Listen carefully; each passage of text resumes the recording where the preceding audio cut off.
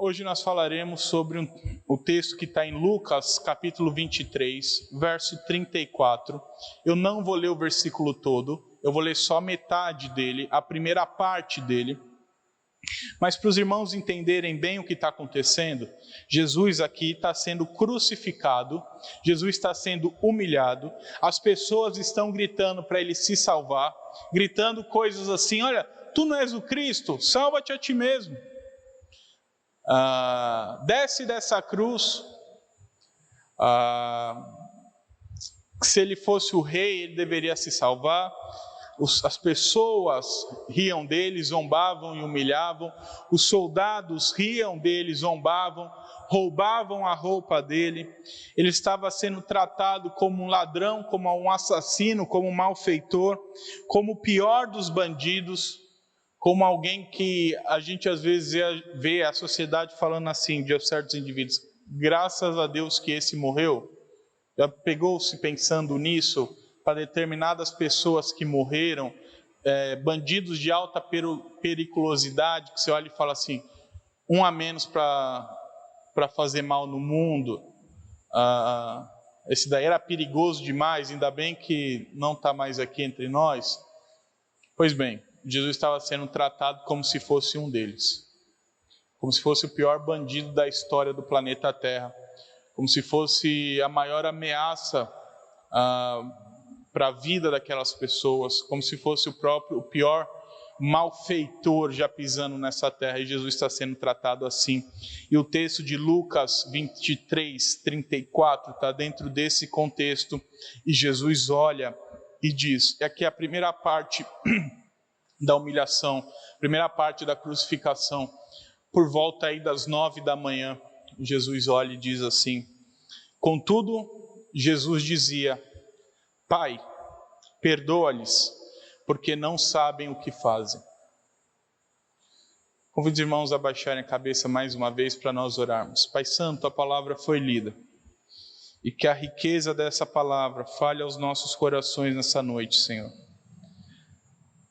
Para que nós possamos, Pai, entender melhor o significado dessas falas tão importantes e desses dizeres tão profundos para a nossa vida,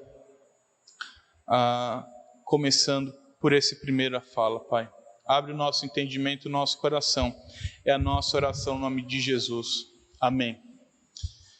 Há um conto que um homem pediu um dinheiro pela internet, pediu um dinheiro emprestado, estava precisando pagar umas contas aí, queria investir, aí foi lá, apareceu na internet.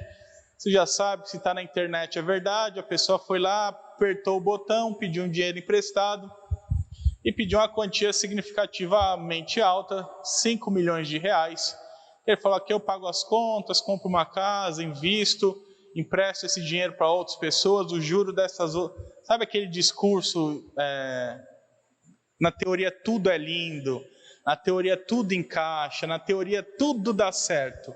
Aí foi para a prática, emprestou dinheiro para um, tomou calote. Emprestou dinheiro para outro, tomou calote. Investiu, não deu certo. Enfim, ele estava devendo 5 milhões de reais para uma pessoa. E essa pessoa foi cobrar os 5 milhões de reais. E começou então, bateu na porta. Perguntou: e aí, vamos pagar o que deve? E aí o sujeito olhou e falou: não tenho dinheiro, não tenho como te pagar. E aí era costume que nessa história fictícia, o costume era o quê? Vende os bens, então, vamos ver o que você tem aí: casa, carro, móvel, pintura, joia, vamos ver o que você tem. Fez as contas de tudo, não dava o valor.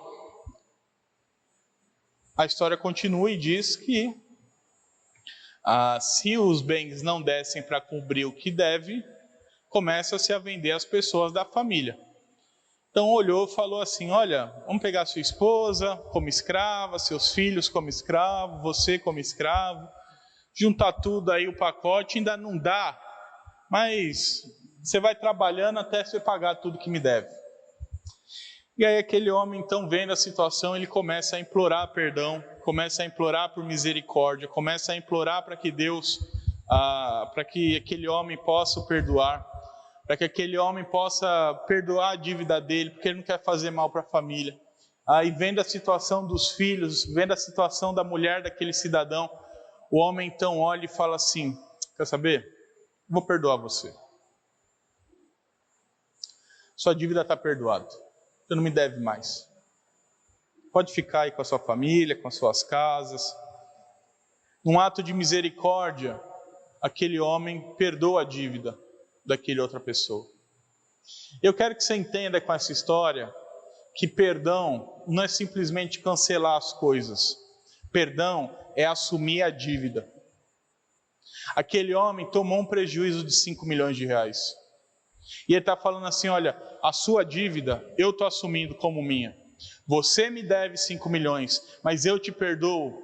E esse perdão significa o quê? A sua dívida agora não existe, porque eu tomo esse prejuízo para mim. Porque eu tomo esse dinheiro que você me defraudou, não cobro mais. Eu aceito o prejuízo. Eu tomo prejuízo para mim. Isso é perdão. Perdão é quando uma outra parte, ela decide assumir o prejuízo no seu lugar.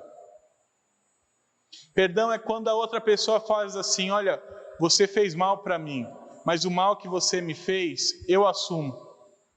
Eu tomo para mim. Eu tomo para mim esse mal. Eu não te cobro mais nada. Não requeiro mais nada de você.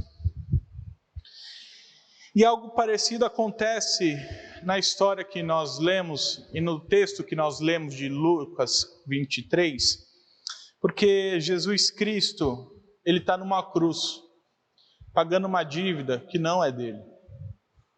Essa dívida, meu irmão e minha irmã, essa dívida era nossa. Essa dívida é uma dívida muito maior que 5 milhões de reais. É uma dívida infinita, impagável, que nenhum de nós aqui tem condições de pagar, que nenhum de nós aqui tem competência para pagar, que é impossível de ser paga por nós, porque nós só somos devedores. A gente não tem nada de bom, só deve, só deve, só deve. Mas essa dívida eterna com Deus é assumida pelo próprio Deus que se faz homem, pelo próprio Deus encarnado, que olha para a dívida que nós temos com Ele e assume e diz assim: essa dívida de vocês, eu assumo, eu pago, eu tomo sobre mim.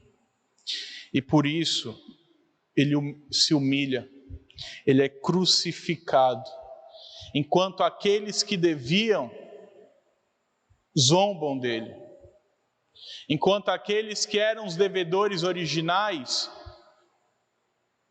brigam com ele, humilham a ele. É como se você emprestasse dinheiro para a pessoa não te devolvesse, e você falasse: tudo bem. Aí de troco a pessoa ainda começa a zombar de você. É isso que estava acontecendo com Jesus. Mas Jesus, no momento de misericórdia e compaixão, ele assume aquela dívida eterna e roga para que ela seja perdoada pelo Pai, trazendo assim o perdão perfeito para as pessoas. E essa é a primeira palavra de Jesus: Pai, perdoa-lhes. E esse é o tema do nosso sermão dessa noite: o perdão perfeito de Jesus. E a primeira lição que esse texto nos traz é que o perdão perfeito de Jesus é baseado na perfeita intercessão de Jesus. A primeira parte do verso 34 diz assim, a primeiríssima parte: contudo, Jesus dizia: Pai, perdoa-lhes. Meus irmãos, Jesus está sendo crucificado. Lembre-se disso. Jesus está sendo humilhado. Jesus está sendo zombado. Jesus está sendo pisado. Jesus está sendo maltratado em seu mais íntimo. E nesse momento em que todos fazem mal a ele, ele olha ao Pai e diz: Pai, perdoa-lhes. Importante observar que essa fala não é dirigida às pessoas, mas é uma oração de Jesus. É uma oração do Filho falando para o Pai, com um único pedido, com um único desejo de coração, e é um desejo que vai nortear todo o sacrifício de Jesus depois. Toda a obra vai estar alicerçada nesse desejo de Jesus, nesse pedido de Jesus, nessa oração do Filho. Pai, perdoa-lhes. E perdão aqui tem muitos significados, o principal que esse texto traz é de liberar alguém de uma obrigação moral ou uma obrigação legal, bem como liberar das consequências de um ato. O que Jesus pede ao Pai no começo da crucificação é que Deus não impute a culpa daquele ato sobre as pessoas, a fim de que elas não fossem consideradas culpadas por aquele grandioso pecado. Pensa, nós crucificamos o Filho de Deus. Foi o meu e o seu pecado que levou Jesus Cristo àquela cruz. Nós somos os responsáveis pelo Filho de Deus ter morrido do jeito que morreu. A gente às vezes é muito bom em culpar o próximo, fala, não, é Pôncio Pilatos e os judeus que fizeram isso. Você e eu, nós somos responsáveis e culpados por fazer Jesus ter que morrer numa cruz. Mas Jesus não quer que nós sejamos considerados culpados disso. Porque com outras palavras, Jesus está falando assim ao Pai: Pai, eu estou assumindo a dívida deles. Eu estou assumindo o que eles não conseguem pagar. Eu estou assumindo a culpa deles. O erro deles. Eu assumo sobre mim nesse momento aqui na cruz.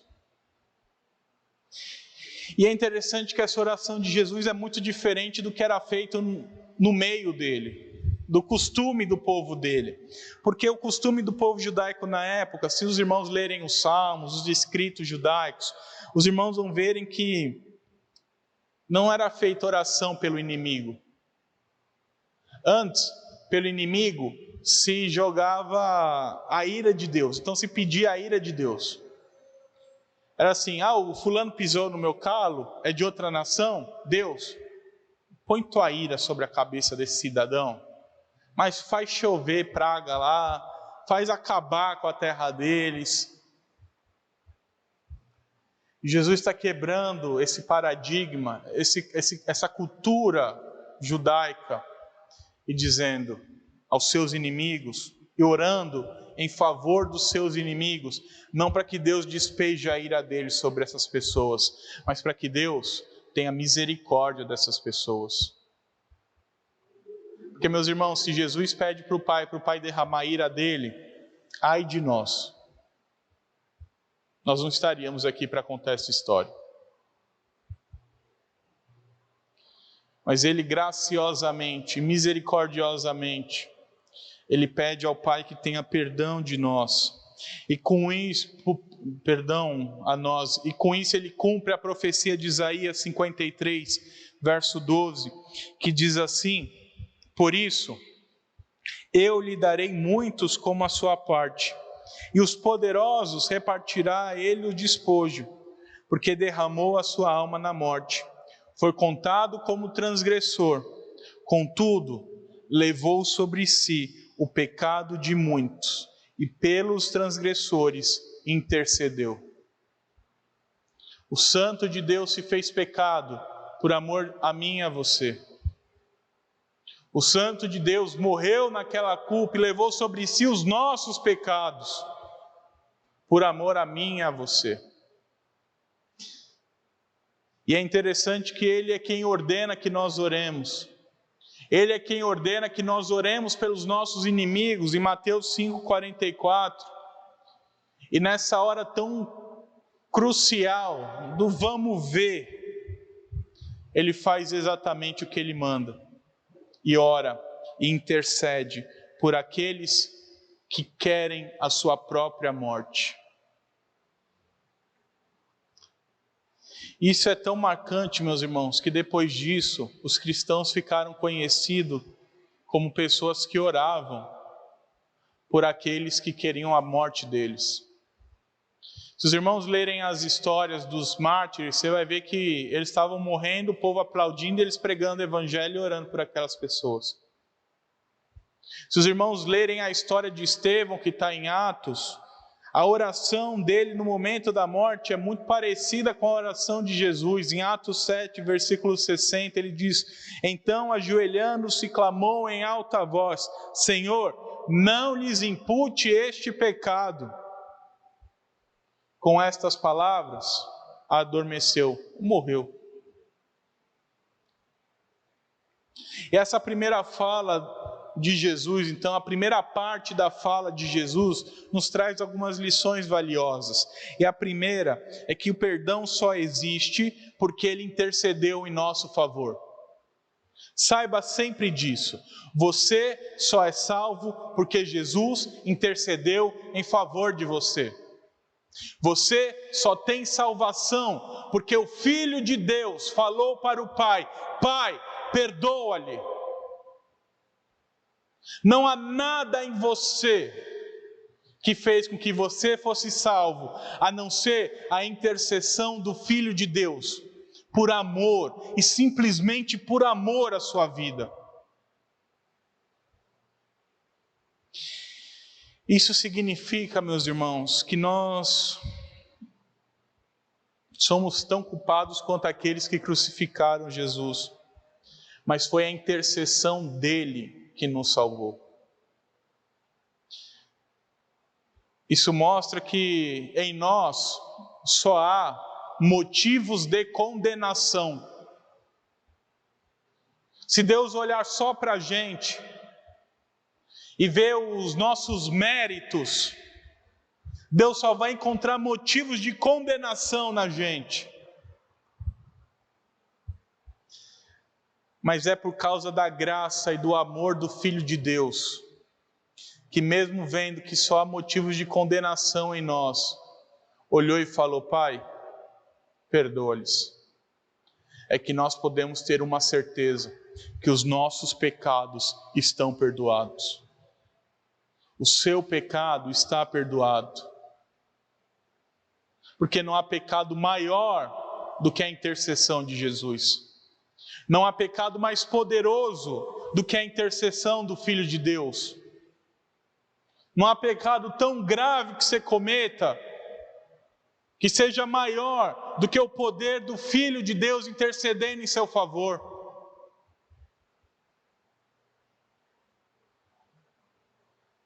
A segunda lição é que você deve sempre se lembrar que Deus não te perdoou sem que alguém pagasse a sua dívida.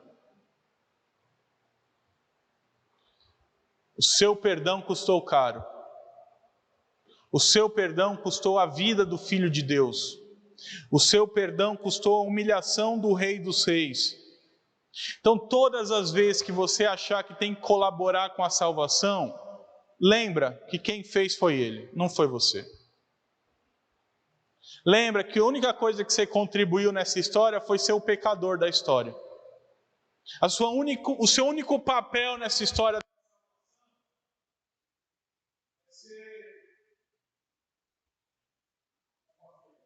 é ser alguém que pecou contra Deus. O seu único papel na história da redenção é ser o pecador e o devedor da história. Não tem nada que você faça, nada em você que Deus olha e fale assim: olha, fulano é bom demais. Obrigado, Diogo. Olha, fulano não é maravilhoso, eu vou salvar o fulano. Nada. Pelo contrário, você só é responsável pelo filho dele ter vindo e morrido naquela cruz. Então, todas as vezes que você achar que você vai ganhar a salvação por você, lembre-se que Ele fez aquilo, porque você não consegue fazer. E todas as vezes que você pecar e achar que vai perder a salvação, que Jesus te esqueceu, que Deus te abandonou, lembre-se que o amor dele foi tão grande por você, ao ponto de morrer naquela cruz. Então ele não esqueceu de você.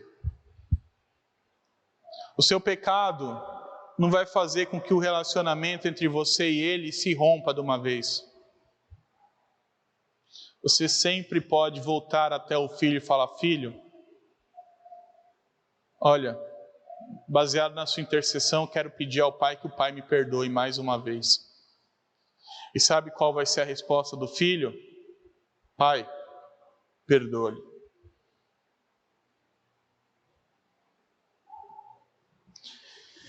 E assim como nosso Senhor Jesus, meus irmãos, nós devemos também amar os nossos inimigos, não por palavras, mas por atitudes. Jesus nunca apareceu na sua casa falando que te ama. Jesus nunca apareceu, não tem outdoor Jesus falando assim: olha, eu te amo. Jesus provou o amor dele através das atitudes dele. Olha o que ele fez, como fez, porque te ama. Você quer provar o seu amor pelos seus inimigos? Tenha atitudes condizentes. Ore por eles. Interceda em favor deles. Se eles te pagam com mal, paga com bem. Se eles fazem mal a você, faça bem para eles. Se eles querem o seu mal, queira o bem deles. Se eles querem puxar o seu tapete, seja justo com eles. Se eles ficam falando mal de você pelas costas, fale bem dele para as outras pessoas. O cristão não é chamado para bate e reage, apanha e faz igual, olho por olho, dente por dente. Ah, ele falou mal de mim, eu vou falar mal dele. Ah, ele quer isso de mim, então vou fazer aqui as coisas para que ele seja, para que ele saia. O cristão é diferente. Os filhos de Cristo fazem como Cristo fez, como o irmão mais velho fez. E ao invés de dar a bofetada de volta, vira ao outro lado da face. Tem atitudes que mostram o amor pelos seus inimigos, assim como Jesus demonstrou o amor dele por nós, quando nós ainda éramos inimigos dele. Nós vimos então que o perdão perfeito de Jesus é baseado na intercessão perfeita de Jesus. Mas a segunda lição que o texto nos traz é que o perdão perfeito de Jesus é destinado aos homens que pecaram contra ele. A segunda parte do texto diz que Jesus orou e pediu: Pai, perdoa-lhes, porque eles não sabem o que fazem. Na segunda parte do texto, Jesus diz por que intercede, por que intercede. Ele diz que intercede então por homens pecadores, que são cegos de entendimento, que mesmo vendo acontecer na frente deles, o pecado deles é de tal modo grandioso, que aquilo é cegado dentro do coração, e que mesmo vendo o Filho de Deus, eles acham que estão vendo um malfeitor, que mesmo vendo a obra de amor do próprio Filho, eles acham que estão vendo outra coisa. Tamanho pecado, tamanha cegueira, tamanho as escamas que o pecado provoca no coração e no entendimento do homem. Por isso que Jesus diz: olha, Pai, perdoa-lhes, porque eles não sabem o que estão fazendo. E de fato eles não sabiam o que estavam fazendo, porque estavam cegos em seu entendimento por conta do pecado deles. E é interessante que esse termo conhecer, ele traz algumas ideias muito profundas no o termo em grego, que ele significa pelo menos 4 coisas. E Jesus utiliza essas 4 coisas ao utilizar esse termo. O primeiro é é não ter informação sobre ele. Então, primeiro, o que é não conhecer? É não ter informação. O que é não conhecer? É não ter relacionamento íntimo com ele. Então, o termo grego, por exemplo, falava que um homem e uma mulher, ele conheciam um ao outro. Era tal a intimidade que esse termo trazia que eles usavam o termo para o momento do ato sexual, eles utilizavam o termo conhecer. Eles falavam, e o homem conheceu a mulher. O terceiro é que eles não sabem o que fazer com Jesus. E o quarto é que eles não reconhecem quem é Jesus. Então, quando Jesus diz, eles não têm conhecimento, porque não sabem o que estão fazendo, Jesus está falando, eles não sabem porque eles não me conhecem, porque não têm informações sobre mim, porque não têm relacionamento comigo, porque eles não sabem o que eu faço e porque eles não reconhecem quem eu sou. E é evidente, meus irmãos, que essa ignorância deles não é desculpa, mas é evidência de quão pecadores os homens são. De quão malditos os homens são por conta do pecado. Por conta da corrupção do seu coração. Por conta da corrupção da sua mente. A intercessão de Jesus aqui não é para declarar uma suposta inocência daqueles homens, mas é o mais puro amor com aqueles pecadores. Jesus não está falando, olha, eles são inocentes do pecado deles. Jesus só está dizendo, eles são tão pecadores, que nem a capacidade de reconhecer a mim, mesmo eles me vendo, ouvindo, todas as evidências, mesmo assim, eles são tão pecadores, que eles não me conhecem. E é por esses que Jesus intercede ao Pai. 1 Coríntios, Paulo fala, sabedoria essa que nenhum dos poderosos desse século conheceu, porque se tivessem conhecido, jamais teriam crucificado o Senhor da glória. Pedro fala em Atos 3,17, e agora, irmãos, falando aos judeus, eu sei o que fizeste por ignorância, como também as vossas autoridades. E é importante a gente saber uma coisa aqui, meus irmãos, que ao contrário do que defendem luteranos e arminianos, essa intercessão não é sobre todas as pessoas que não conhecem, mas é sobre aqueles que não conhecem e posteriormente passam a conhecer. É para nós que um dia não conhecíamos a Jesus e agora reconhecemos o que Ele fez naquela cruz. Porque as pessoas serão condenadas ao inferno e ao lago de fogo e enxofre também por terem sido responsáveis pela crucificação do Filho de Deus. Mas o texto deixa claro que está pedindo perdão é por todo aquele que não tem, que é pecador, mas que num determinado momento da vida abre os olhos e entende que Ele é o Filho de Deus que veio para morrer e ressuscitar, para nos salvar e nos dar vida eterna. Charles Hodge comenta assim esse texto. Até onde a intercessão de Cristo constitui parte da sua obra como sacerdote da nossa confissão, Ele somente intercede por aqueles que o aceitam como seu sacerdote, e aos quais ele representa no pacto da redenção. Isso vem da natureza do seu ofício, por sua própria expressa declaração, e pelo fato da sua intercessão ser certamente eficaz. A ele, o Pai, sempre ouve.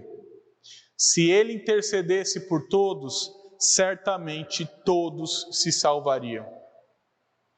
Charles Hodge está dizendo assim, meus irmãos, quando Deus fala que Pai, perdoa-lhes os pecados, se Jesus estivesse intercedendo por todas as pessoas naquele momento, todas as pessoas teriam seus pecados perdoados. Mas o texto nos mostra então que a intercessão de Jesus vale para aqueles que o confessam como sacerdote de suas vidas. E que sabe quando você confessa Jesus como sacerdote da sua vida? Só quando você o reconhece como Senhor e Salvador dela. Por isso que você pode ter uma certeza nessa vida, apesar das várias incertezas, é da sua salvação. Porque ela não é baseada nos seus méritos, mas ela é baseada na obra perfeita do Filho de Deus. E na intercessão perfeita dele em favor de nós. E aqui algumas lições aparecem a nós. A primeira é que nós não somos inocentes. Você não é inocente. Todas as vezes que você pecar, não venha com a desculpa: não, Deus, eu fiz por inocência, não tem problema, você foi sem querer, é pecado do mesmo jeito, e só mostra quão pecador você é, porque até sem querer você peca.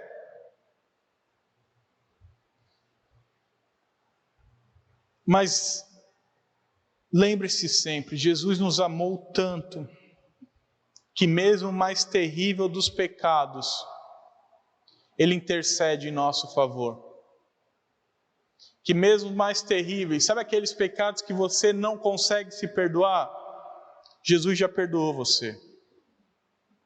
Tem gente que não consegue se libertar de pecados antigos e vive aquela maldição, carrega a maldição consigo, porque acha que ela tem que ser capaz de fazer coisas para mitigar aquilo. Meu irmão e minha irmã, Jesus já te perdoou. Não sei por que você está se condenando disso ainda.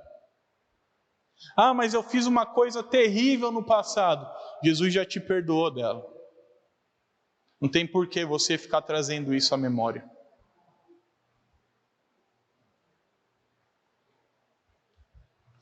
A segunda é que nós temos a missão de levar o conhecimento de Jesus para as outras pessoas, porque elas ainda não foram salvas e até hoje não conhecem Jesus. Uma coisa é falar assim: quem é Jesus? A pessoa fala assim: é filho de Deus. Outra coisa é ter relacionamento com o Filho de Deus. Outra coisa é confessar o Filho de Deus como Senhor e Salvador da vida delas. Outra coisa é olhar e falar assim: olha, eu creio que Jesus é o meu Senhor e o meu Salvador. Porque é para essas pessoas que tem salvação. É para essas pessoas que têm relacionamento com Cristo que tem salvação, que há salvação. E é isso que nós devemos levar para as pessoas, para que elas conheçam quem é o Filho de Deus e tenham intimidade com o Filho de Deus, para que a intercessão que Ele fez ao Pai também seja válida para a vida delas.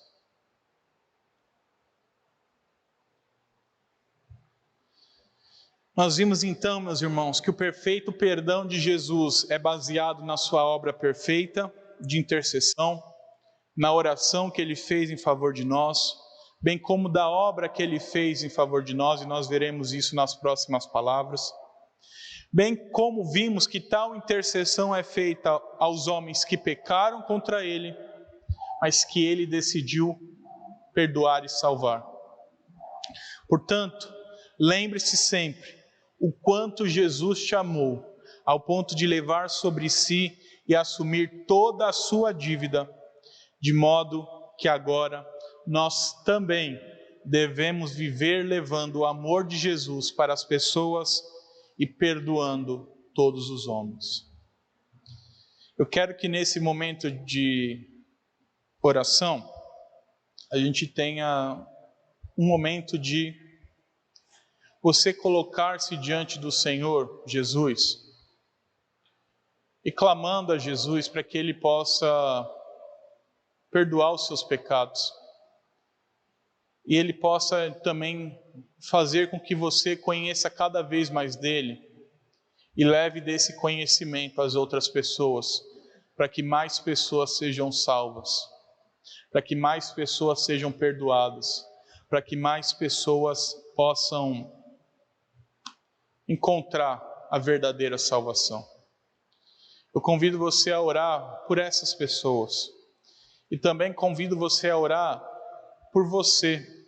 Caso você ainda não tenha conseguido perdoar alguém, ou está em dívida com alguém, está precisando perdoar alguém, eu quero que nesse momento você ore e coloque a sua vida diante do Senhor e peça para que esse mesmo amor que Jesus teve por você, você consiga ter pelo seu oponente aí, ou alguém que está te fazendo mal, algum familiar que você não conversa há muito tempo, para que os pecados sejam perdoados e você tenha essa capacidade de liberar perdão para as pessoas que te fazem mal.